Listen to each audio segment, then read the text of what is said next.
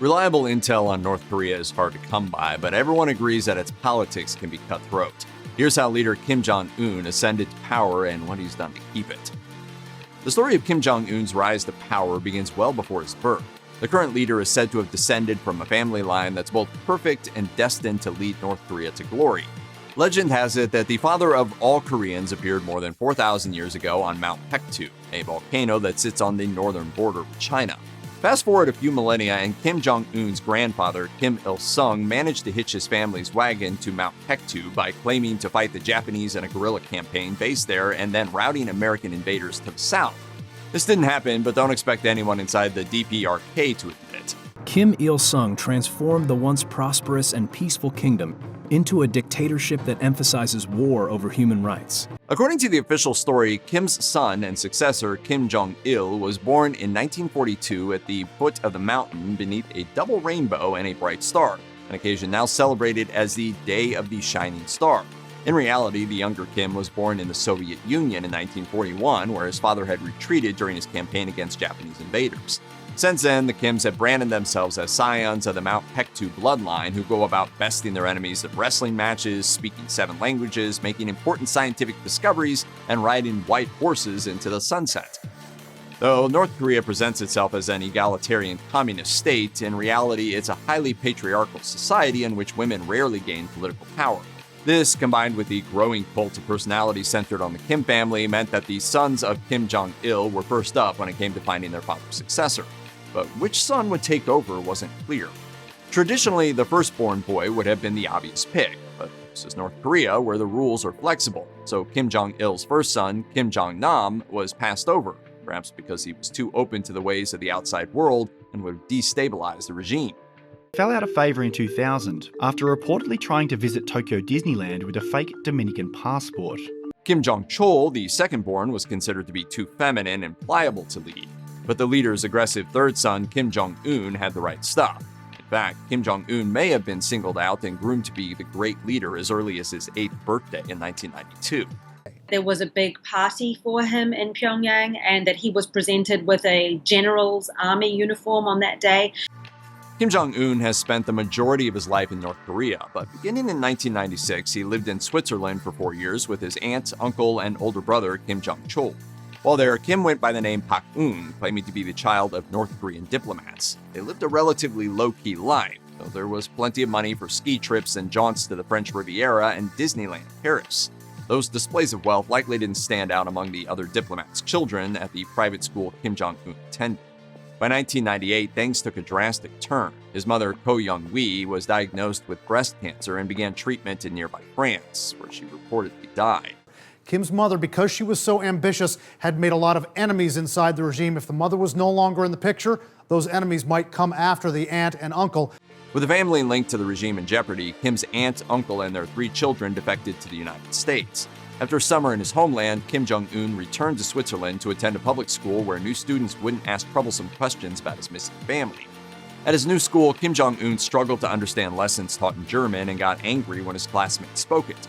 Although his language skills and attitude improved as time went on, Kim abruptly left the school in Europe behind in the spring of 2001.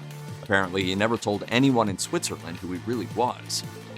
When his father died in 2011, Kim Jong-un was around 27 years old, making him the youngest head of state in the world at the time. It was a tricky position to be in for multiple reasons. Kim Jong-il had been presented as his father's successor for many years, which gave him the opportunity to gain political experience and shore up his image in North Korea. Kim too lacked his dad's charisma, but made up for it in cunning. But Kim Jong-un's age was met with skepticism among the people, even though North Korean society was vacillating between respect for the wisdom of elders and frustration at their outdated ways. We would say, how can this boy who's still wet behind the ears be in power? To get his political bearings, Kim Jong-un relied on the political acumen of his father's sister, Kim Kyung-hee, and her husband, the high-ranking official Jang Song-taek. In patriarchal North Korea, Kim Kyung-hee is the rare woman to hold real power in the country's political system. She became a 4-star general in 2010, and along with Jang, she often appeared with the newly minted leader Kim Jong-un. Though Kim Jong-un had help from his family and other associates of his late father, there was no guarantee of survival, and his half-brother Kim Jong-nam was most definitely at risk. In North Korea, membership of the royal family is no guarantee of a long or happy life. In fact, by the time Kim Jong Un came to power, Kim Jong Nam was living a westernized lifestyle and had started to issue troubling statements about the need for change in North Korea. He was the subject of at least 2 assassination attempts in 2010 and 2012. Then came a third in February 2017 in Kuala Lumpur, Malaysia. This one, which made use of a deadly nerve agent, succeeded. Kim Jong Nam was dead. Though Kim Jong Un didn't admit to arranging the hit, many think he gave the order.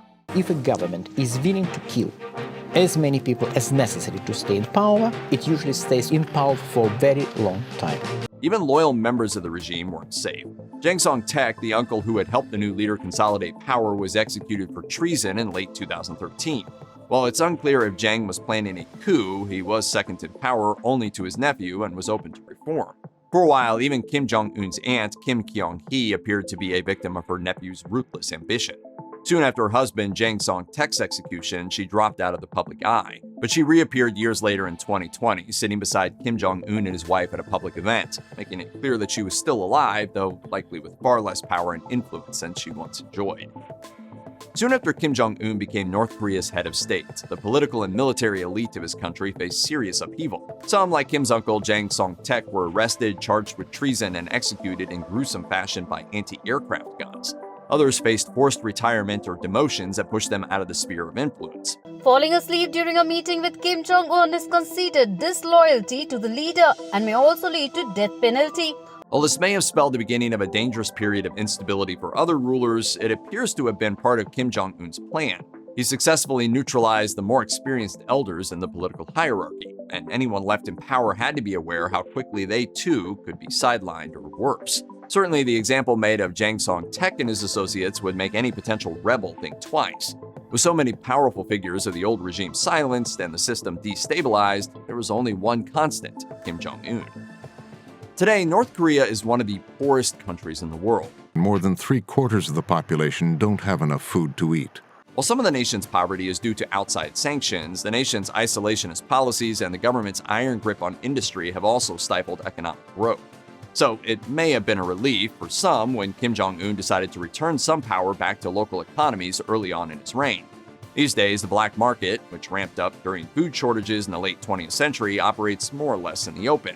But these changes haven't led to larger economic shifts and may just be superficial measures meant to appease the nation's citizens.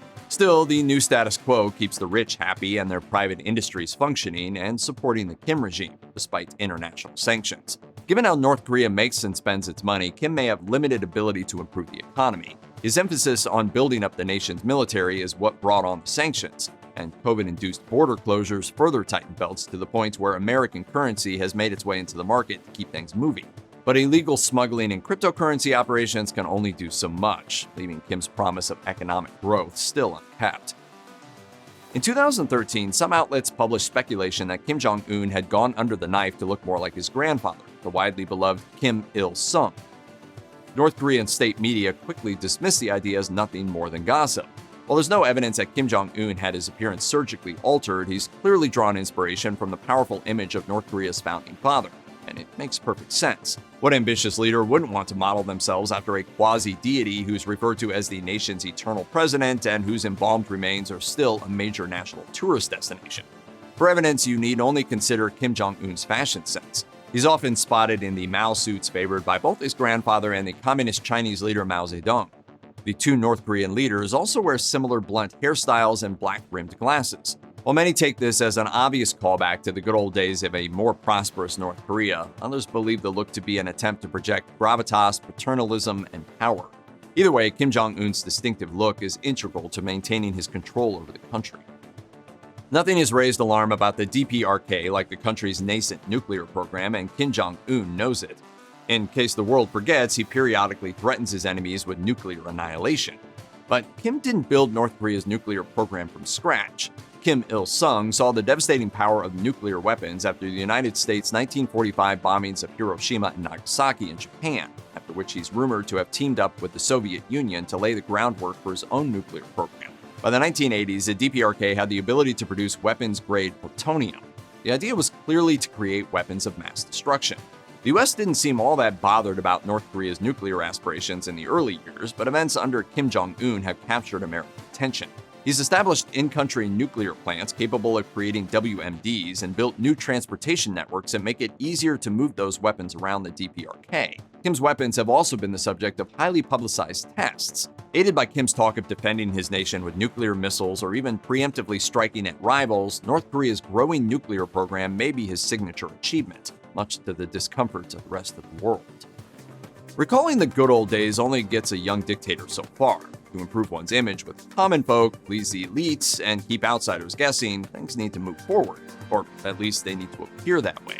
At the beginning of his rule, Kim Jong Un promised economic progress, though he's had limited success due to international economic sanctions, the COVID-19 pandemic, and his own unwillingness to relinquish control. Even major diplomatic events like meeting with the US and South Korean presidents haven't done much to move the needle. Still, visitors to the capital of Pyongyang report some changes. The rich can now enjoy some very Western luxuries like European-style ski resorts, gyms with yoga classes, Harry Potter books, and designer handbags.